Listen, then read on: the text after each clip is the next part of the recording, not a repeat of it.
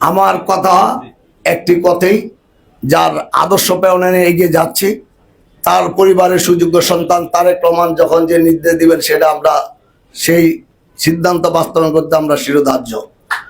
আমরা যিনি আসছেন অবশ্যই তাকে ওয়েলকাম জানাই।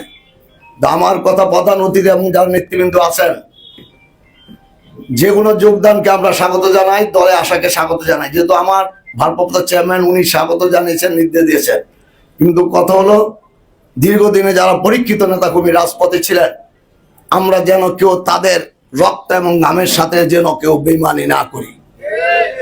পাশাপাশি যে নাঙ্গল মহানগর বিএনপি যেহেতু একটি কমিটি এখনো আছে, যেই যোগদান করুক, মাসুদ সাহেব সহ যারাই আসবেন নবাগত, আমরা আপনাদের প্রধান অতিথি সহ এখানে অতিথিবৃন্দ, আমরা আশা করব তাদেরকে নির্দেশ দিবেন তারা যেন চেইন অফ কমান্ডের ভিতর থেকে সংগঠন পরিচালনা করার আমাদেরকে সহযোগিতা করে এবং সেই পরিচালনার ভিতরে থাকে।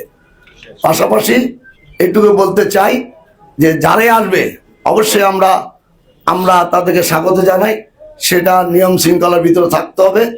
কিন্তু সামনে আসন্ন নির্বাচন, সেই নির্বাচনকে সামনে রেখে নিয়ে যেন কোনো কাদা ছুড়াছুড়ি, কোনো ভুল সিদ্ধান্ত কেউ যেন না এগিয়ে নিয়ে যায়। অবশেষে যিনি আসছেন তার সফলতা এবং আমার রাজ্য প্রাপ্ত চেয়ারম্যান জনতা তারেক রহমানের প্রতি কৃতজ্ঞতা, মা মানুষের নেত্রী বেগম খালেদা জিয়ার সুস্বাস্থ্য কামনা করে আমি আমার সংক্ষিপ্ত বক্তব্য শেষ করছি।